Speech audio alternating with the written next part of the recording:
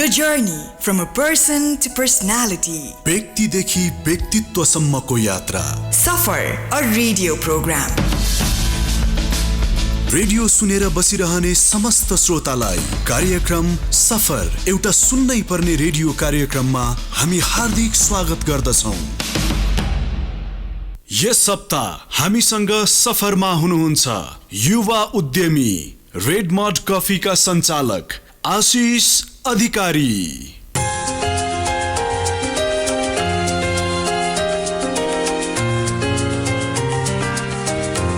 आशिषजी, यो कफी तपाईको कहिले पनि कप अफ टी थिएन, बिजनेस पनि तपाईले गरेको होइन, बुवाले गरेको वा फ्यामिलीमा अरु कसैले गरेको देख्नु भएको हो. तर कालान्तरमा आएर के भयो भने कफीकै बिजनेस तपाईले गर्नु पर्यो र योजनाबद्ध रूपमा तपाई यसै गरी अगाडि बढ्दै जानुभयो भने अर्को 5 वर्ष अर्को 10 वर्षमा नेपालको कुनै पनि नगरपालिका यस्तो नहोला जहाँ एउटा रेड मड कफी को आउटलेट नहोला. यो अवस्थामा तपाई आइपुग्नु भएको छ. यो त आजको अवस्था भयो, ठिकै छ. तर यो अवस्थामा आइपुग्नको लागि तपाईको लाइफमा थुप्रै इन्सिडेन्सेसले तपाईलाई सेभ गरेर वा फोर्स गरेर कहिलेकाहीँ त रिजेक्सनबाट यो सारा कुराबाट गुज्रिएर तपाई यो पोइन्टसम्म आइपुग्नु भएको छ. यो चाहिँ होल स्टोरी आजको सफरमा मलाई हाम्रो श्रोतालाई सुनाउन मन लागिरहेको छ. सबभन्दा पहिला युएस बाट सुरु गरौँ. तपाई युएस जानुभयो, पढ्दा पढ्दैको पढाइ छोडेर जानुभएको थियो. किन पढाइ छोड्नुभयो र किन युएस जानुभयो? कुरा सम्झिँदाखेरि 2002-03 तिर जानुपर्छ. हामी 2003 तिर अलिकति माओवादी द्वन्द्वको पनि अलिकति चाप बेसी थियो भनौँ. त्यतिखेर हाम्रो जस्तो बानेश्वर क्याम्पसमा सेन्टर हुन्थ्यो, कहिले जाँचै नहुने एउटा अन्यलमा थियो. हामी विद्यार्थीहरू धेरै चाहिँ भविष्यका अगाडि आफ्नो फ्युचर पनि खासै त्यस्तो देखिँदैन थियो. हाम्रो क्लासरुममा पनि हाम्रो टिचरहरूले आएर के भन्नुहुन्थ्यो, यहाँको टप 5 जनालाई त म एकजना सिइओ नै हुनुहुन्थ्यो ब्याङ्कको, हामीलाई पढाउन आउने, म्यानेजिङ डाइरेक्टर यस्तो के हुनुहुन्थ्यो. उहाँले चाहिँ म तिमीहरूको प्लेसमेन्ट गरिदिन्छु भन्नुहुन्थ्यो. मलाई ब्याङ्कमा काम गर्नु थिएन भनेको, मेरो पढाइले लगेर मलाई ल्यान्ड गर्ने काम भन्दा त्यही ब्याङ्कमा हो भने I don't want to work in a bank भन्ने त्यो मलाई थियो. मलाई सधैँ क्रिएटिभिटी एक्सप्लोरेटिभ नेचरको मान्छे, मलाई केही न केही चाहिँ त्यो फिल हुन थालिसकेको थियो +2 पछिदेखि नै कि म के आफ्नो तरिकाको केही गर्छु भन्ने खालको सोच थियो. र एक किसिमको लैलै पनि थियो. त्यो समयमा भर्खर यो अमेरिका जाने लहर सुरु हुँदै थियो. मैले टोफल पनि एकचोटि दिएँ, फेरि त्यसलाई थाँती राखिदिएँ. 2 वर्षपछि टोफल एक्सपायर भयो, फेरि टोफल दिएँ. दोस्रो चोटिमा चाहिँ अप्लाई पनि गर्ने आँट आयो. र यहाँ अलरेडी बिबिए 3rd इयर को विद्यार्थी थिएँ म. 5th सेमेस्टर क्लियर गरिसकेको, 6th को जाँच दिन बसिरहेको. भाग्यले भिजा लाग्यो र नलागेको भए म 6th सेमेस्टर सायद क्लियर हुन्न थियो होला. अलिकति मेरो पढाइबाट मन अलिकति निस्किसकेको थियो. म म्युजिकतिर लागिरहेको थिएँ अलि बेसी. त्यो समयमा सरसँग मैले सेयर नै गरेको थिएँ कि रक म्युजिकमा मलाई इन्ट्रेस्ट पनि. र at the end of the day मेरो पेरेन्ट्सले चाहिँ मलाई त्यस्तो त्यो फोर्स गर्नुहुन्न थियो. राम्रो पास गर्नु जात, आफ्नो इच्छाको जे गरे नि हुन्छ भन्ने खालको. सो त्यो फ्रिडम भएको मान्छेमा म आफूलाई एक्सप्लोर गर्दै थिएँ म्युजिकको थ्रुबाट. ठ्याक्कै त्यो समयमा साथीभाइको लैलैमा भिजा अप्लाई गर्दाखेरि लाग्यो पनि. घरबाट पनि त्यति कसैले मलाई काउन्सिलिङ गर्ने, ल पढाइ सकाएर जा, त्यस्तो केही थिएन. ल जाने भएपछि जा भने जस्तो सपोर्टै गरिदिनु भयो. सायद जानु अगाडि बुवाले चाहिँ पढाइ थाँती छ, पढाइ सकेर गए हुने भन्नुहुन्थ्यो. त्यो पनि कस्तो दिनमा भने भिजा लागेको दिनमा भन्नुभयो. अहिले 6 महिना अगाडि भन्दै भए बरु म माइन्ड चेन्ज हुन्थ्यो कि एकदमै लैलैमै गयो भनौँ. त्यो कुरा मनमा रह्यो, पढाइ नसकेको कुरा? त्यो त्यतिखेर चाहिँ त्यति थिएन. दोस्रो चोटि जब म युएस छोडेँ त्यसपछि चाहिँ त्यसले जुन एउटा इम्प्याक्ट गर्छ, एउटा आफूलाई एउटा सधैँ एउटा इन्फियोरिटी कम्प्लेक्स रहिरहँदो रहेछ. त्यो चाहिँ सायद अहिले अब मैले त्योसँग डिल गर्न सिकेँ. तर त्यतिखेर छोडेर आएको र स्पेसली नेपाल फर्किसकेपछिको जुन फेज थियो, यो रेड मडको जर्नीमा आउनु अगाडिको जुन त्यो बिचको 2-3 वर्षको फेज, त्यो समयमा चाहिँ निकै खट्थ्यो. किनभने म राम्रो नै विद्यार्थीमा गनिन्थेँ, धेरै शार्प नभए पनि डल पनि होइन. स्कुलको क्याप्टेन भएको मान्छे म, एक्स्ट्रा करिकुलरमा राम्रो, लिडरसिप क्वालिटी पहिल्यैदेखि थियो ममा. केही कार्यक्रमहरू केही हुनु पर्यो भने अगाडि आफूलाई सरिहाल्ने खालको मान्छे थियो म, रेस्पोन्सिबिलिटी लिने. सो मैले आफ्नो क्यापेसिटी अनुसार आफूलाई प्रुभ गर्न सकिनँ जस्तो फिल चाहिँ सधैँ नै हुन्थ्यो. ओके, युएस गएर के पढ्नुभयो? मार्केटिङ मेजर थियो मेरो, bachelor in business administration with marketing major. मैले अलमोस्ट 2.5 वर्ष कम्युनिटी कलेज पढेँ. त्यसपछि युनिभर्सिटी र कम्युनिटी कलेजमा प्यारलली क्लासहरू लिने क्रममा चाहिँ एउटा इन्सिडेन्ट भयो, जुन चाहिँ 2007 को फेब्रुअरीमा म बसिरहेको आवास अपार्टमेन्ट जल्यो. त्यो आगलागी भइसकेपछि चाहिँ त्यसका लिगल ह्यासल्स कति हुँदो रहेछन् त्यसपछि मात्रै बुझेँ मैले एउटा फरेन स्टुडेन्ट बाहिर बस्दाखेरि तपाईँको मेरो एसएलसीको कागजदेखि लिएर बालकालका फोटो अब आफूलाई अब मटेरियलिस्टिक चिज त धेरै नै गयो पैसै पनि थियो क्यासै थियो म स्टुपिड भएर ब्याङ्क नगएर जम्मा गरेर राखेको थिएँ नगदै जल्यो होला $2,000 आफ्ना सामान मेरो म्युजिकको इक्विपमेन्ट रेकर्डिङमा मलाई खुब इन्ट्रेस्ट सबै गयो सो त्यसले मलाई एउटा इम्प्याक्ट गर्यो साइकोलोजिकली कि मेरो भाग्य राम्रो रहेछ भने जस्तो एउटा मान्छेलाई आउँदो रहेछ at the end of the day मैले जे गरेँ पनि म सक्सेसफुल हुन्न भन्ने जस्तो खालको एउटा फिलिङ हाबी भयो किनभने यतापट्टि पढाइ पनि छोडेर ठ्याक्क मैले जनवरीमा पढाइ छोड्नु फेब्रुअरीमा घर पनि चल्दियो र त्यसले सोलिडिफाई झन् केमा गरिदियो भने 1 वर्ष लाग्यो मलाई त्यो पासपोर्ट फेरि बनाउनलाई फेरि I-94 को कुराहरू लयर्स हायर गर्नुपर्ने त्यसको त्यो कस्ट बेहोर्नलाई तपाईँको F1 स्टुडेन्टले लिगली काम गर्न पाउँदैन म लुकी काम गर्नुपर्ने सो त्यो परिस्थिति नै एकदमै गाह्रो परिस्थिति थियो जुनमा चाहिँ मेरो कति साथीहरू त ड्रग्समा यस्तो चिजहरूमा तर समहाउ म त्यो लाइनमा म कहिले गइनँ तर still sometimes I use to abuse alcohol अलिकति ओभर ड्रिङ्किङ गर्ने त्यहाँको कल्चर पनि त्यस्तै छ त्यसले गर्दा त्यो 1-1.5 वर्षमा मेरो माइन्ड एकदम एउटा नराम्रो स्टेटमा थियो धेरै घरमा पनि कम्युनिकेट नगर्ने एकदम रिजर्भ भएमा जो एकदमै ओपन अप एक्सप्रेसिभ मान्छे कसैलाई नभेट्ने आफ्नो कम्युनिटीमा पनि इङ्गेज नहुने साथीभाइबाट टाढा अलिकति 2-3 वर्ष त्यस्तो लाइफ बिताएँ अनि इभेन्चुअली तपाईँले फेरि युएसमा पनि पढाइ छोड्ने युएस नै नबस्ने डिसिजन लिनु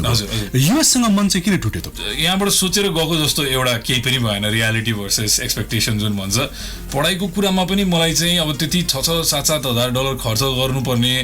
त्यसको भ्याल्यु के त भोलिको दिनमा मैले त्यो देख्नै छोडेँ म सधैँ नै यस्तो क्रिटिकली सोच्ने मान्छे अरूले त्यो स्ट्याटस मेन्टेन गर्नलाई नि पढेका थिए मलाई पनि बाध्यता के थियो लिगली बस्नु छ अमेरिकामा भने स्टुडेन्ट भिजामा गएको त्यो मैले F1 स्ट्याटस मेन्टेन गर्नै पर्थ्यो तर एउटा पोइन्टमा आइपुगिसकेपछि म त्यति निडर भएँ कि म अब आइल फिगर समथिङ एल्स आउट यो काम मेरो लागि होइन भनेर म केही क्रिएटिभ गर्छु केही बिजनेस गर्छु र त्यो परिस्थितिमा फेरि अब आफ्नो कलेज गुमाएको फाइनेन्सियल प्रेसर पनि एकदमै धेरै थियो म घरमा नभन्ने आफ्नो म घर जलेको नि 2 महिनापछि घरमा भने अब मैले सो म आफ्नै दुनियाँमा म त्यो आएर सायद गाइडेन्स पनि भएन मलाई मेन्टरसिप कोही यसो अभिभावक जस्तो कोही मान्छे जसले चाहिँ गाली गरिदिने भयो पनि एउटा त्यो नभएको कारणले चाहिँ म आफ्नै एउटा त्यो डिरेल भएर आफ्नो ट्र्याकबाट चाहिँ बाहिर निक्लेँ डिसिजन चाहिँ कहिले गर्नुभयो अब म यहाँ बस्दिनँ 2007 अर्ली डेजमा मैले कलेज छोडेँ 2008 सम्म मैले यसलाई रिइन्स्टेट गर्ने कोसिसमा लागेँ लयर कति महँगो रहेछ भन्ने कुरा बुझ्यो 2008 मा चाहिँ क्लियरै भयो कि अब मैले कन्टिन्यू गर्न पाउँदैन र 2008 to 2010 म आउट अफ स्ट्याटसै बसेँ त्यहाँ जुन पोइन्टमा तपाईँले नेपाल अब अमेरिका बस्दिनँ म नेपाल फर्किन्छु भन्ने डिसिजन गर्नुभयो त्यो बेलामा त्यही ग्रुपले तपाईँलाई लुक्रेटिभ अफर पनि दिइराखेको थियो त्यहाँ बस्ने तर तपाईँलाई त्यो पनि किन लिउँ जस्तो लाग्यो एक किसिमले पुग्यो त्यहाँ सधैँ second class third class citizen हो जति नै पैसा तपाईँसँग खल्तीमा भए पनि आजको दिनमा पनि मेरो दाइ हुनुहुन्छ मेरो फ्रेन्ड्सहरू छ उनीहरूले मलाई एन्भी गर्छ यहाँ हेरेर जब कि सायद ब्याङ्कमा ब्यालेन्स हेर्ने हो भने उनीहरूको बेसी छ डेफिनेटली उनीहरूको लाइफस्टाइल इज वे बिगर गाडी घर तर उनीहरूले मलाई हेरेर थुकथुक गर्छन् उनीहरूले किनभने आई गेस मान्छेलाई पैसा मात्रै सबै चिज होइन एउटा सेटिस्फ्याक्सन एउटा आफूले गरेको कामप्रति एउटा जोय आफ्नो एट्याचमेन्ट अब त्यहाँ डलरै कमाउने हो भने हजुरले भने जस्तो मलाई आउनु अगाडि मेरो अहिले दाइ नै हुनुहुन्छ उहाँको 5-6 वटा बिजनेस भइसकेको छ उहाँले चाहिँ मलाई वान अफ दोज बिजनेसेस चाहिँ त चला भन्नुहुन्थ्यो र स्यालेरी स्टे सबै मेरो त्यो प्याकेज राम्रो थियो तर तपाईँ भित्रबाट अब म अब डन भयो भने र मलाई आउनुमा डिसिजनमा चाहिँ अलिकति मेरो र मेरो बुवाको त्यस्तो त्यो कुरा नहुने सायद धेरै छोरा मान्छेहरूमा त्यो हुन्छ बाउ छोराको कुरा नहुने फर्स्ट टाइम मेरो बुवाले खुलेर मलाई ल फर्की त आइजो भनेर अलिकति इमोसनल भएर जुन पोइन्टमा भनिदिनु भयो अब मलाई कसो भने के खोज्छस् खानु आँखो भने जस्तो त्यो ट्रिगर पोइन्ट जस्तो हो त्यसपछि तपाईँले विश्वास गर्नुहुन्न म बुवाले मलाई शनिबार यो कुरा भन्नुभएको म ट्युसडे उठिदिएँ म टिकट काटेर मैले मेरो अपार्टमेन्ट गाडी हो सबैलाई एक एकवटा जिम्मा दिएर ल बेच्दिएँ यो घर एकजना दाइ भर्खर आउनु भएको थियो अमेरिका उहाँलाई बस्ने सुविस्ता मिलाइदिएर ल अब सबै सल्टाइदिएँ मेरो भौतिक चिजहरू अब म हिँडेँ भनेर 2 सुटकेस बोकेर फर्किएँ भन्ने अनि यहाँ अब के गर्छु भनेर आउनु भएको थियो कि ब्ल्याङ्क केही पनि प्लान थिएन अब एकदम मलाई फ्यामिली मिस भएको थियो एकदमै मलाई त्यो डिपली नै त्यो आफू वरिपरि चाहिँ मान्छे नै नभएको एकदम लोन्ली टाइम बिताएँ मैले 2-3 वर्ष त्यसले गर्दाखेरि चाहिँ मैले कामको त सोचेकै थिइनँ मैले म 1 वर्ष सायद म फ्यामिलीसँगै टाइम बिताउँछु होला जस्तो फिल गराएको थिएँ त्यस्तो केही कङ्क्रिट प्लान थिएन तर एउटा इच्छा शक्ति चाहिँ थियो कि म सधैँ नै कसैले मलाई केही अपर्च्युनिटी दियो भने चाहिँ त्यसलाई राम्रो नराम्रो म त्यसलाई लिएर अगाडि बढ्थेँ सो केही न केही त्यस्तो मेरो अगाडि आउँछ भन्ने मेरो इच्छा शक्ति तपाईले एकदम राम्रो वर्ड युज गर्नुभयो इच्छा शक्ति त थियो तर तपाईँ कुन इयरमा नेपाल फर्किनु भयो 2011 को नेपाल यदि कसैलाई याद छ भने त्यो बेलामा लोड सेडिङ चरममा थियो पोलिटिकल राजनीतिक अस्थिरता चरममा थियो देशको अवस्था जीर्ण थियो अझ यो यति पनि थिएन धेरै नराम्रो थियो काठमाडौँ यस्तै फोहोर थियो वा योभन्दा बढी फोहोर थियो अहिले हामीले जे कुरा पोइन्ट आउट गर्छौँ त्यो झन् अझ बढी थियो त्यति बेला ओके त्यो यो केयसले तपाईँभित्रको इच्छा शक्तिलाई दबाउन धेरै चिजहरू भयो हजुरको म आउन साथै मलाई याद छ त्यो अँध्यारो त्यो वातावरण सधैँ उता त्यस्तो कुराहरू बिर्सिसकेको डिप्रेसिङ जस्तो चाहिँ थियो डेफिनेटली कि दुनियाँ कहाँ पुगिसक्यो म संसार देखेर आएको मान्छे हामी किन यस्तो पछाडि छौँ सामान्य कुरा बत्ती मलाई फोहोरले एकदम कटिन्थ्यो अब त्यसले मलाई त्यो म अलरेडी यस्तो सिचुएसनबाट पार भएर आएँ यस्तो चिजसँग त्यति म रुमल लिनँ म बिजी बस्ने मान्छे 2-3 महिनापछि म काममा लागिहालेँ यही मिडियाको काम मैले सेयर गरेको थिएँ सरसँग मलाई त्यो 3 महिना जस्तो चाहिँ म डाउन टाइम बसेको बेलामा चाहिँ आउन साथै घरमा केही नगर्ने बस्ने आनन्दले आफ्नो फ्यामिली फ्रेन्ड्सहरूलाई भेट्ने जुन एउटा त्यो समय थियो त्यतिखेर चाहिँ मलाई अचम्म लाग्थ्यो 10 वर्ष अगाडि जाँदाखेरि भन्दा इभन सम केसेसमा त वर्स भएको छ अरू कति कुराहरू यो त राम्रो होइन तर एउटा जिम्मेवारी बोध पनि अब यो कम्प्लेन गर्ने कि आफूले केही गर्ने त्यसलाई चेन्ज गर्नलाई र हजुरले भनेको कुरामा मैले एड एउटा के गर्छु भने मलाई दोहा एयरपोर्टमा चाहिँ एउटा पर्पस भन्छ नि मान्छेलाई मैले त्यहाँ नेपालीहरूको परिस्थिति जुन देखेँ मैले त्यहाँ भेडा बाख्रा जस्तो ट्रिटमेन्ट भएको नेपालीलाई म त युएस एयरवेजको ब्यागेज र त्यो टिकटहरू लिएर आएकोलाई हामीलाई अर्कै ठाउँबाट लिएर गयो अनि जहाँ नेपालीहरूलाई थुपारेर राखिँदो रहेछ म जब त्यहाँ पुगेँ मलाई त्यो एउटा 8 वर्षपछि त्यही दोहामै कल्चर सक भइसक्यो थियो कि र मैले के बुझेँ त्यहाँ त्यो प्लेनमा 10 जना विदेशी हुनुहुन्थ्यो होला म जस्तो अर्को युरोप र अमेरिकाबाट आएको 10 जना अरू विद्यार्थी यस्तोहरू फिर्ता आइरहेको थियो होला बाँकी 200-250 मान्छे त कामदारहरू थियो त्यो एउटा वेकअप कल जस्तो त्यो आउँदाखेरि नै एउटा केही चाहिँ अब can I do something in this जहाँ चाहिँ यत्रो मान्छे जबको लागि बाहिर गइरहेछ ओके मेरो एक्सपिरियन्स लिएर मेरो नलेज लिएर मैले जति जाने चाहिँ लिएर मेरो सोच कस्तो भने मेरो बुवाले गरेको देखेको मैले आफ्नो ब्याकग्राउन्डमा 4-5 जनालाई त म जागिर दिन सक्छु त्यति डिग्री नभए पनि त्यति क्षमता छ म त्यही गर्छु भन्ने खालको एउटा मनमा चाहिँ हजुर र ब्रेक पछि कमिङ अप नेक्स्ट मलाई यति कन्फिडेन्स थियो कि even though I don't know exactly क्याफेलाई कसरी चलाउने आइल फिगर इट आउट म यसलाई म बिस्तारै एउटा र मैले 15 दिनपछि मेरो यो लिगल यो कम्पनी दर्ता गर्ने यो कामहरू सकिसकेपछि त म आफै नै कफी बनाउन थालेँ रेडियो सुनेर बसिरहने समस्त श्रोतालाई कार्यक्रम सफर एउटा सुन्नै पर्ने रेडियो कार्यक्रमको बाँकी अंशमा हामी हार्दिक स्वागत गर्दछौं यस सप्ताह हामीसँग सफरमा हुनुहुन्छ युवा उद्यमी रेड मड कफीका सञ्चालक आशिष अधिकारी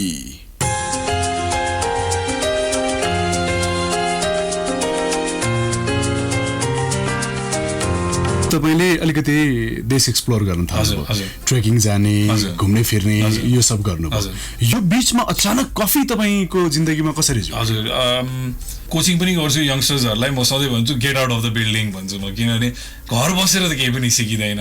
एक्सप्लोर गर्नुपर्छ अब यो पनि मेरो भाग्यमा आएर लेखेको रहेछ त्यो प्लान्टसँग म एक्वेन्ट हुनलाई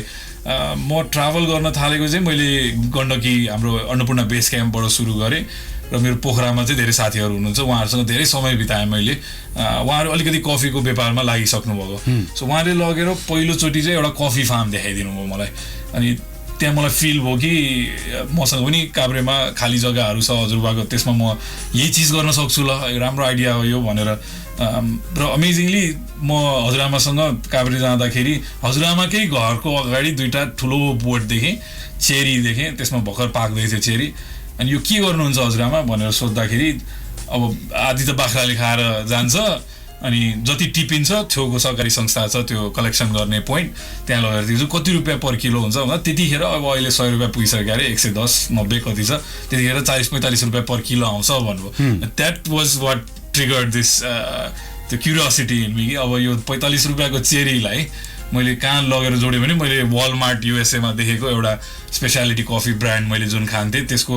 मलाई $17 कति पर्थ्यो एक बट्टाको so that's the connection I made अनि केही गर्न सकिन्छ यसमा भन्ने एक किसिमको क्युरियोसिटी त्यहाँ आयो तर इनिशियली तपाईको बिजनेस प्लान चाहिँ के बन्यो भने यसलाई लिएर होलसेलमा पो केही गर्न सकिन्छ कि भन्ने आयो बाहिर पठाउने अर्डर लिने यहाँबाट पठाउने भन्ने भयो तर त्यहाँ फेरि तपाईँ फेल हुनु हजुर हजुर म के भयो त्यहाँ एउटा क्यालिफोर्नियाको साथीसँग कुरा गरिरहेको थिएँ उहाँ अलरेडी नेपालमा प्रड्युस हुने गुड्सहरू अलिअलि इम्पोर्ट एक्सपोर्ट गर्नुहुन्छ सो उसलाई चाहिँ म एन्टाइज गरिरहेको थिएँ कि नेपाली कफीलाई पनि क्यालिफोर्नियाको मार्केटमा अलिकति पुस गर नि त म 500 किलो पठाउँछु 1000 किलो पठाउँछु सानो स्केलबाट स्टार्ट गर्दै जाउँ भनेर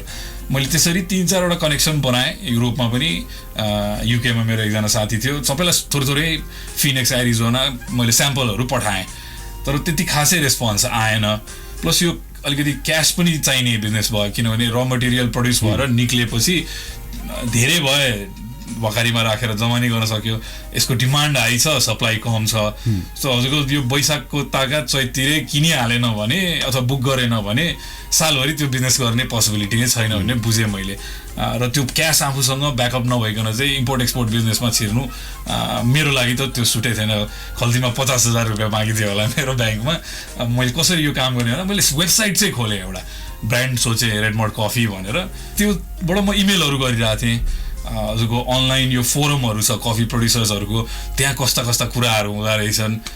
बुझ्दै थिएँ कि कुन स्केलमा काम भइरहेछ ग्लोबली अनि मैले बुझेँ कि म त त्यहाँकोमा एउटा माइक्रोब जत्रो पनि छैन म त्यहाँ सो अहिले यो मेरो लागि यो एन्ट्री पोइन्ट गलत होला जस्तो लाग्यो मलाई कि त आफूसँग प्रोडक्सनको कन्ट्रोल हुनु पर्यो बिचमा कसैसँग किनेर अनि म बिचमा मिडिएटर भएर अनि इम्पोर्ट एक्सपोर्ट भन्ने चाहिँ एटलिस्ट 2012 तिर त्यो अलिकति गाह्रै चिज थियो मेरो लागि विदाउट एउटा क्यापिटल पुँजी नभइकन सो यतिकै रुमलिँदै अनि अरू अपर्च्युनिटिजहरू अगाडि आयो ओके त्यो कसरी आयो अब तपाईँको जुन रेडमड कफीको जुन यो यत्रो छ बिजनेसको चेन पहिलो चाहिँ कसरी खुल्यो कहाँ कसरी तपाईँले अब यो यसरी चाहिँ काम गर्नुपर्छ भन्ने भयो हजुर म घरमा बत्ती नहुने तपाईँले भन्नुभयो नेट पनि राम्रो चल्दैन थियो अनि म मेरो अफिस भनेकै क्याफे हुन्थ्यो अनि म त्यहाँ ट्रेड टावरमा थापथलीमा मेरो एकजना त्यही पोखराको साथीले चाहिँ लगेर त्यहाँको कफी सप ओनरलाई पनि भेटाइदिनु भयो उहाँको मित्र हुनुहुन्थ्यो त्यहाँ उहाँले तिमीलाई अलिअलि कफीमा हेल्प पनि गरिदिनुहुन्छ यहाँ आउने नै गर्नु it's will be good business for him also भनेर उहाँलाई म धेरै बदर गरिरहन्थेँ बेलुका कहिले के उहाँले मलाई एक दुईवटा फार्महरूको रेफरेन्सेसहरू पनि दिनुभयो म गएँ पनि बाइक लिएर सो म त्यहाँ गइरहन्थेँ त्यहाँ अर्कै अलरेडी कफी सप थियो म सायद 3 महिना एज अ रेगुलर कस्टमर त्यहाँ गइरहन्थेँ उहाँहरूकै नेट युज गर्थेँ तर एक किसिमले मलाई त्यो लोकेसन मन परिरहेको थियो this place has high potential तर सोचे जस्तो उहाँले नचला जस्तो फिल भइरहेको थियो मलाई प्लस मैले आफै त्यहाँ बस्दाखेरि 2-4वटा क्वालिटीको कुरा सर्भिसको कुरामा मलाई म रेस्टुरेन्टमा पनि काम गरेँ युएसमा सो भाइहरूमा ट्रेनिङ नपुगेको जस्तो I can do something better in this भने जस्तो फिल चाहिँ भइरहन्थ्यो र एउटा भाग्य नै भनौँ अब म त्यो आफू निक्लिरहने मान्छे भेटिरहने त्यो पसल उहाँहरूले बिक्रीमा राखेको छ भनेर मलाई मेरो पोखराको साथीले इन्फर्म गर्नुभयो ल तिमी र म मिलेर लिने भनेर सो अनि त्यसपछि मैले त्यो ट्रेडिङ बिजनेसलाई थाती राख्दिएँ अब यो क्याफेबाट स्टार्ट गरौँ आफ्नो कफीको जर्नी भनेको इन्स्टेन्ट तपाईँलाई दिमागमा लागिहाल्यो हजुर अब यही हो दिस इज इट मैले खोजेको कुरा यही हो जस्तो अब टन कफीको कुरा गर्नु अगाडि पहिला एक कप क्यापुचिनो बेचेर स्टार्ट गरौँ भनेर चाहिँ हजुर मैले उहाँसँग कुरा गर्न थालेँ अलिकति फन्ड रेजिङमा अलिकति समय लाग्यो मलाई 2 महिना जति टाइम लाग्यो मैले सायद हाम्रो यो ठ्याक्कै दसैँ पछिको ताका मङ्सिर अगाडि कुरा सुरु गरेको थिएँ डिसेम्बर भनेको पुस मध्यसम्म मैले फन्ड रेज गरेर उहाँहरूबाट मैले कफी सप किनेँ त्यो लोकेसन किनेँ उहाँले चाहिँ कम्पनी नै लिऊ भन्नुहुन्थ्यो मैले चाहिँ होइन म अब आफ्नै ब्रान्ड बनाउँछु भनेर आफ्नो कम्पनी रेजिस्टर गरेँ 15 दिनपछि र रेडमड कफी भनेर रिब्रान्डिङ गरेर त्यसलाई नयाँ एउटा लुक दिएर त्यहाँबाट स्टार्ट गरेँ मैले जर्नी अब सुन्ने हाम्रो श्रोतालाई के लाग्देला भने ओके कफीको बारेमा खोजिराखेको वा सोचिराखेको मान्छेले एउटा क्याफेबाट सुरु गर्नुभएछ र अब अहिले आएर काठमाडौँभरि कफीको आउटलेट्स भयो भन्ने लाग्न सक्छ तर बुझ्नुपर्ने कुरा के छ भने तपाईँले कफीको डिटेलमा रिसर्च गरिराख्नु भएको थिएन कफीको बिजनेस साइड मात्रै हेरिराख्नु भएको थियो त्यो पनि होलसेलमा अब यो क्यापुचिनो के बन्छ वा अमेरिकानो कसरी बन्छ यो सब थिएन त्यति डिटेलमा जानु भएको थिएन एउटा कुरा अर्को कुरा कफी सँगसँगै तपाईँले बेकरी आइटम्सहरू पनि सेल गर्नुहुन्थ्यो त्यसको चेन तपाईँलाई थाहा थिएन त्यसपछि तपाईँले बिस्तारै फुड आइटमहरू थप्दै जानुभयो त्यसको चेनहरू पनि थाहा थिएन अब एक किसिमबाट फेरि तपाईँ नयाँ हुनुभयो अब कसरी अगाडि बढ्नुभयो यो इन्डस्ट्री नै धेरै थाहा थिएन हजुरको मैले युएसमा लेट्स से 2005-06 तिर चाहिँ एउटा रेस्टुरेन्टमा मैले अलमोस्ट 1 वर्ष काम गरेको थिएँ भनेको एज अ सर्भर त्यहाँ at least how a restaurant is run चाहिँ मलाई थाहा थियो तर I only took it as a job मैले त्यो चिजलाई खालि म आफू जाने हो आफ्नो सर्भिस राम्रो दिने हो फेरि उहाँ टिपमा डिपेन्ड हुनु पर्थ्यो सो इम्प्याकेबल सर्भिस दिनु पर्थ्यो हामीले सो म त्यसमै मात्रै बेसी फोकस थिएँ how a cafe runs or restaurant runs त्यो मलाई थाहा छैन तर मैले धेरै रिटेल बिजनेसेसहरूमा पनि काम गरेँ एल्कोहलको डिस्ट्रिब्युसन सो विविध चिजहरू मैले पिज्जा डेलिभरी गरेँ सो त्यो विविध चिजहरूको एउटा सम्मिश्रण भने जस्तो मलाई यति कन्फिडेन्स थियो कि even though I don't know exactly क्याफेलाई कसरी चलाउने आइल फिगर इट आउट म यसलाई म बिस्तारै एउटा र मैले 15 दिनपछि मेरो यो लिगल यो कम्पनी दर्ता गर्ने यो कामहरू सकिसकेपछि त म आफै नै कफी बनाउन थालेँ किनभने मैले बुझेँ एकजना भाइलाई फायर गर्नुपर्ने स्थिति आयो त्यसपछि मैले बुझेँ कि अब पसल किनेर मात्रै त भएन साउजी भएर मात्रै भएन भोलि दुवैजना अरू 2टा भाइहरू थियो उनीहरू पनि गयो भने के गर्ने कसले चलाउने यो बिजनेस मलाई त केही पनि थाहा छैन म कफी बनाउन थालेँ त्यसपछि चाहिँ मैले बरु अनलाइन बारिस्ता कसरी काम गर्छ कफी ड्रिङ्क्सहरू कस्तो हो एउटा फनी स्टोरी छ एक दिन एकजना भाइलाई छुट्टी दिएको थिएँ मलाई 5-6वटा ड्रिङ्क राम्ररी आउँथ्यो रेगुलर बिक्नेहरू त्यो बाहेक अरू बाहिरको चाहिँ मलाई अलिक अप्ठ्यारो लाग्थ्यो बनाउनलाई अथवा त्यो नमिठो होला भन्ने डर त्यही अर्डर नगरोस् भनेको एकचोटि 6-7 जनाको ग्रुपले आएर सबसे मलाई नआउने मैले युट्युब हेरेर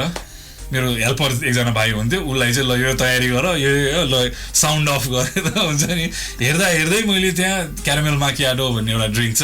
मलाई चाहिँ कुन चिज कहिले हाल्ने अलिकति थाहा थिएन अगाडि पहिला क्यारामेल हाल्ने कि पछि सो त्यो त्यसरी सिक्दै मैले 3 महिनामा सायद मेनुको सबै कफी बनाउन सिकेँ प्लस आफू सहित अर्को 2जना भाइहरूलाई पनि ट्रेनिङ आफू सँगै गरेँ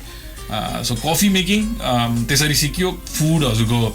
मेरो बिस्तारै पार्टनर पनि आयो बिजनेसमा उसले अलिकति फुडको कुरामा चाहिँ मलाई हेल्प भयो कफीमा चाहिँ म आफै इन्ट्रेस्टेड मैले आफै क्युरियोसिटी बढाउँदै ट्रेनिङ गर्दै सिक्दै आफै क्रिएटिभ ड्रिङ्कहरू पनि बनाएँ नेपाली कानो भनेर एउटा इन्ट्रोड्युस गराएको छु ड्रिङ्क त्यो अहिले पनि हाम्रो टप 10 ड्रिङ्कमै पर्छ रेडियो सुनेर बसिरहने समस्त श्रोतालाई कार्यक्रम सफर एउटा सुन्नै पर्ने रेडियो कार्यक्रमको बाँकी अंशमा हामी हार्दिक स्वागत गर्दछौं यस सप्ताह हामीसँग सफरमा हुनुहुन्छ युवा उद्यमी रेड मड कफीका सञ्चालक आशिष अधिकारी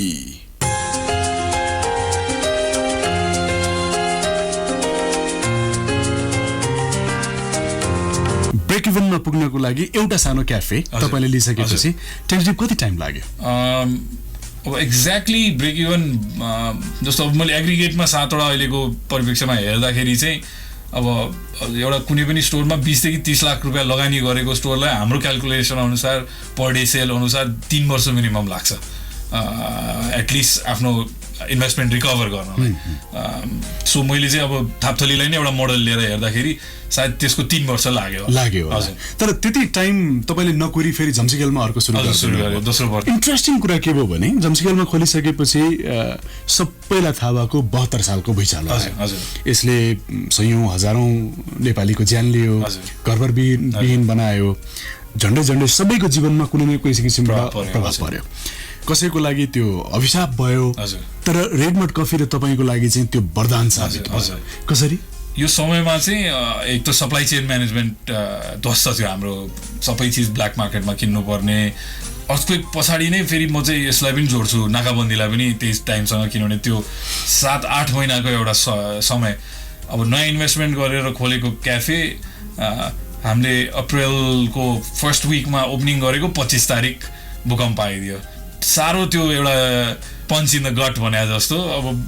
यो चाहिँ डुबाएँ मैले यो पैसा चाहिँ डुब्यो भन्ने जस्तो खालको एउटा फिलिङ आइरहेको थियो 3 महिनासम्म चाहिँ हाम्रो जुन यो प्रब्लम सल्भिङ क्यापेसिटी भने मेरो र मेरो टिमको जस्तो परिस्थिति आए नि अरू अल्टरनेटिभ वेज निकाल्ने दसैँमा हामी फेरि ट्रेकिङ गयौँ यता थोराङला पास गयो अनि त्यहाँ कुरा गर्दै गयो कि जसरी तसरी पनि चलाउनु पर्छ यो त अपर्च्युनिटी हो भन्ने खालको मेरो पार्टनरको ट्रेकमा कुरा हुँदै थियो उसले अब उसको आफ्नो कनेक्सन युज गरेर तराईबाट ग्यास ल्याउने एउटा मेकानिजम बनायो मेरो काम क्याफे चलाउने भयो so I had a great support through my partner and my team र उसले मलाई इन्करेजमेन्ट गरेर चाहिँ ल तिमी क्याफे चलाऊ सप्लाई चेन म हेर्छु भनेर त्यो गरिदिएको खण्डमा त्यो समयमा आधाभन्दा बेसी काठमाडौँको आधा होइन 70-80% रेस्टुरेन्टहरूले चाहिँ लिमिटेड मेन्यू या बन्दै थियो त्यो समयमा चाहिँ हामी फुल मेन्यू सर्भ गरिरहेको केही मध्येमा पर्थ्यौँ हामी धेरैले अहिले पनि मलाई आएर सोध्छ कसरी गर्यो त दाइ भनेर मैले सादा भाषामा भन्दा वी अल्सो लर्न स्मग्लिङ भनिदिन्छु म सिधै कि गर्नै पर्यो परिस्थितिले बाध्य गरायो त्यो कुरा ग्यासेस ल्याउने राति बसमा यहाँ तपाईँको बालाजुमा झारिदिन्थ्यो त्यहाँबाट सप्लाई ल्याएर यहाँ फेरि त्यो ल्याउँदाखेरि अरूको साथीभाइको घरमा चुलो जलाएको छैन मलाई पनि एउटा दे भन्छ यति डिफिकल्ट टाइम थियो मैले 1 सिलिन्डरको 8,000 रुपियाँ तिरेको छु मैले 8,500 रुपियाँ अब त्यतिखेर ब्ल्याक मार्केट थियो त्यो सबैलाई थाहा भएकै कुरा हो पेट्रोलको त्यस्तै थियो डिजलको बत्ती छैन त्यो परिप्रेक्ष्यमा त हामीले बिजनेस चलायौँ भने अब त सजिलो छ भन्छु म त अहिलेको समय र त्यसले गर्दा एउटा टर्नकी प्रोजेक्ट जस्तो भयो त्यतिखेर मान्छेले एक्सपोजर पनि एकदमै एकैचोटि धेरै पपुलर फेमस मान्छेहरू आउनुभयो उहाँहरूले ट्विट गरिदिनु भयो सोसियल मिडियामा अलिकति एउटा मुभमेन्ट भयो र रकस्टार्टले पनि त्यतिखेर चाहिँ मलाई त्यो प्रचार प्रसारमा चाहिँ अलिकति सहयोग गरिदिएको कारणले चाहिँ एउटा निविदा लामिछाने मेरो साथीलाई सम्झिन्छु उसले नि 2-3टा आर्टिकल लेखिदियो मेरो बारेमा सो त्यसले गर्दा एउटा बजारमा एउटा नाम एकैचोटि फैलियो जुन थाप्तलीमा सानो कमेन्ट राइट यो चाहिँ जम्सिगलको कुरा गरिराखेको हामीले सो दुईटा कुराले ब्रान्डिङलाई हेल्प गर्यो कि रेड मार्टको एउटा त यो जुन क्राइसिसमा पनि तपाईँहरूले त्यसलाई जितेर अगाडि बढ्नुभयो र सबैको सपोर्ट पनि पाउनुभयो एउटा यो अर्को चाहिँ थापाथलीको रेड मार्टमा चाहिँ माहौल कस्तो हुन्थ्यो भने कलेजको स्टुडेन्ट्सहरू कहाँ जाने भन्दा ह्याङ आउट गर्न तपाईँहरूकोमा आउने अर्को अब स्टार्टअप कल्चर बिस्तारै आइराखेको बेलामा त्यसको डिस्कसन्सहरू कहाँ बसेर गर्ने भन्दा जसरी तपाईँ त्यो क्याफेमा आएर कुराकानी गर्नुहुन्थ्यो ठिक त्यसै गरी अरू यङ्स्टर्स पनि आउनु थाल्यो यसले गर्दाखेरि एउटा क्राउडमा तपाईँहरूको नाम यसरी अगाडि बढ्यो कि रेड मट भन्दा एउटा ब्रान्ड जस्तो बन्न गयो यो दुईटाको कम्बिनेसन ब्युटिफुल भएछ हैन यो त झट्ट सुन्दाखेरि ओहो अमेरिकाबाट फर्केको एकजना युथले एउटा सुरु गरेर अब अहिले 6-7 वटा भयो भन्ने कुरा आउँछ सेटब्याक्सहरु चाहिँ के भयो मैले लिएर आएको चाहिँ अमेरिकाबाट पैसा आर्जन उ भन्दा नि मेरो एउटा वर्क एथिक जुन 7 बजे उठ्ने जुन त्यो डिलिजेन्टली वहाँ काम गर्ने म झन्डै 16 घण्टा 17 घण्टा 18 घण्टा काम गरेको छु मैले त्यो एउटा जुन माइन्डसेट थियो मेरो त्यो त्यही लिएर आएको म यहाँ मैले त्यो चिज यहाँ हाल्दाखेरि चाहिँ मलाई अब यसले रिजल्ट दिन्छ कि दिँदैन कुनै चिजमा लागेपछि एउटा लङ जर्नीमा जानुपर्ने रहेछ सो त्यो जाँदाखेरि चाहिँ मलाई ठुलो च्यालेन्ज चाहिँ सबसे फाइनेन्सै हो भन्छु म मैले जुन स्टार्टअप क्यापिटल सिड फन्ड भनौँ बुवा मम्मी फ्यामिलीबाट गरेँ त्यसपछिका जुन छ बिजनेस ग्रो हुँदाखेरि चाहिँ क्यास इन्टेन्सिभ बिजनेस पनि हो फेरि यो रेस्टुरेन्ट बिजनेस भनेको अनि त्यसले गर्दाखेरि चाहिँ क्यापिटलको निड भइरहने अनि जस्तो यहाँको लोकल ब्याङ्किङ सेक्टर म ती ब्याङ्करहरू खाजा खान आउनुहुन्छ तर they want bank on me के ती एनआइसी एसियाको हेड अफिस थियो कति मैले त्यसमा पापड बेल्नु पऱ्यो मलाई त याद छ मैले कोल्याट्रल नभइकन चाहिँ जस्तो बिजनेस केस हेरेर चाहिँ कसैले पनि हामीलाई सपोर्ट गर्ने स्थिति चाहिँ मैले पाइनँ कहीँ गएर अब एक किसिमले नियम कानुन नै त्यस्तै छ म अर्को क्वेसन भन्छु त्यसो भए यदि त्यसो हो भने तपाईँको मात्र होइन सरदर स्मल र मिडियम साइजको बिजनेस गर्ने एन्टरप्रेन्योर्सहरूको वा बिजनेसम्यानको गुनासो नै एक प्रकारको के छ भने गभर्मेन्ट वा हाम्रो सिस्टम चाहिँ यो साइजको बिजनेस फ्रेन्डली छैन वा नीति नियम बाधक छ धेरै अर्थबाट भन्ने छ तपाईँलाई पनि त्यही नै लाग्छ अहिलेको परिस्थिति जुन नयाँ गभर्मेन्ट आएपछि चाहिँ अहिले जुन रुल्सहरूमा उथलपुथल भइरहेको छ स्ट्याटसको जुन बनेर राम्रै भइरहेको थियो यही ट्रेजेक्टरीमा हामी अगाडि गएको भए राम्रो हुन्थ्यो अब जस्तो अहिले सामाजिक सुरक्षा कोष भनेर आयो त्यसले स्मल बिजनेसेसहरूलाई कसरी असर गरेछ भने एउटा इक्जाम्पल दिन्छु सरलाई जस्तो अस्ति मैले मेरो टिम मिटिङ गरेँ अब प्यानमा आउनुपर्छ स्यालेरी बाँड्न भन्ने अब हामी पढे लेखेकाले त्यो कुरा बुझ्लौँ मेरो 80% मेरो वर्कफोर्स 10 क्लास मुनि पढेका भाइ बहिनीहरू छन् धेरै जसो तामाङ कम्युनिटीबाट छन् कतिका नागरिकता छैनन् अब मलाई यसले एकदम डिफिकल्ट सिचुएसनमा हालिदिएको छ नियम त आयो तर कति होमवर्क गरेर नियम आयो सरकारले स्मल स्केल बिजनेसेसले नै यो जुन ग्रासरुट लेभलको इकोनोमिक छ त्यसलाई चलाइरहेको छ त्यसले यसलाई एकदमै यो नियमले एकदमै असर पारेको छ जस्तो अहिले घरबाल कर यो सबै चिजको कुरामा पनि हेर्न जानुभयो भने अब हामीले गएर आन्तरिक राजस्व करमा एक ठाउँमा बुझाइदिएपछि सक्यो नि सरकारलाई हामीले बुझाउने कर बुझायौँ भने वडालाई पनि दिनुपर्ने अरे नगरपालिकालाई पनि दिनुपर्ने अरे यस्तो कन्फ्युजिङ स्टेटमा छ अहिले बिजनेस गर्ने इन्भाइरोमेन्ट कि हरेक निकायको फेरि इन्टरप्रिटेसन अलग अलग छ। जस्तो म थापथली यहाँ ललितपुरमा दर्ता गर्न गएँ, खासै मलाई गाह्रो भएन।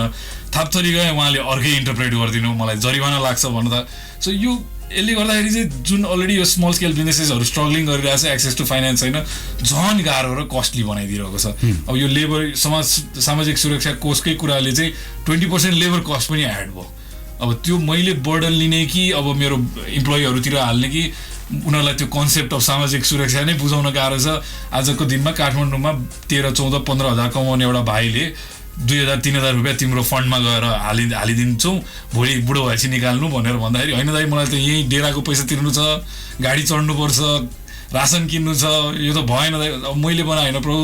गभर्मेन्टले बनाएको नियम हो, कसरी बुझाउने मैले। सो आई थिङ्क त्यो ठुलो इन्डस्ट्रिजलाई फरक नपर्ला। हामीले जसले चाहिँ ग्रासरुट लेभलको मान्छेलाई इम्प्लोइ गरिरहेको छ, बटम अफ द पिरामिडलाई, त्यसलाई डाइरेक्ट इम्प्याक्ट छ। यो अहिले यसमा नेपाल गभर्मेन्ट नछिर्दिया भए पनि हुन्थ्यो। यस्ता एमेन्डमेन्ट्सहरूमा अरू चिज धेरै छ हामीले सुधार्नुपर्ने। सो स्मल बिजनेसेसलाई चाहिँ वातावरण एकदमै गाह्रो छ। अब यो एन्टरप्रेन्योरसिपको जुन जर्नी तपाईँको यहाँसम्म आइपुग्यो, युएसबाट फर्केपछि अहिले अब 6-7वटा रेडमड कफी देशभरि चलिरहेछ।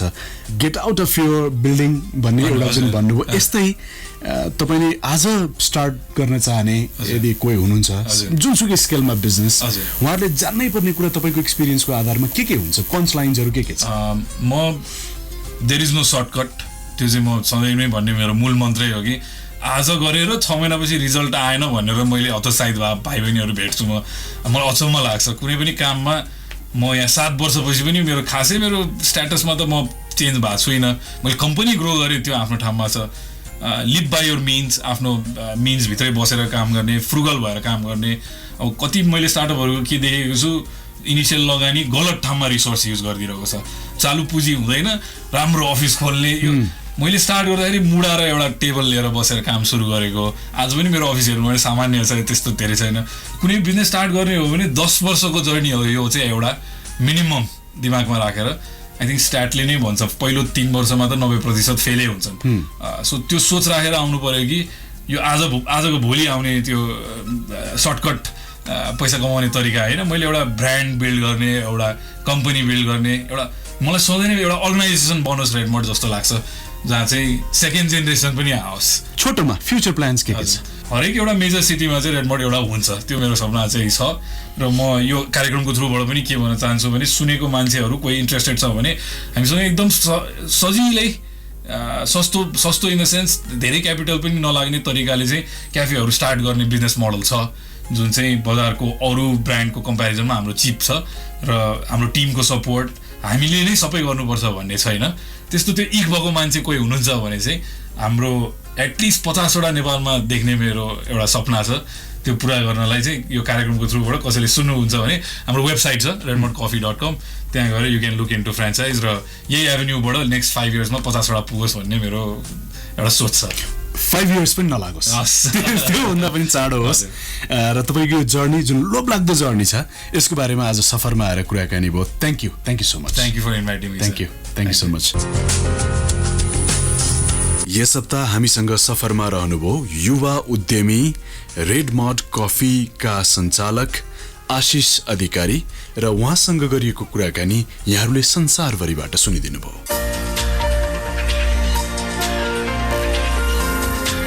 कार्यक्रम सफर सुनिदिनु हुने समस्त श्रोतालाई हामी धन्यवाद ज्ञापन गर्दछौँ।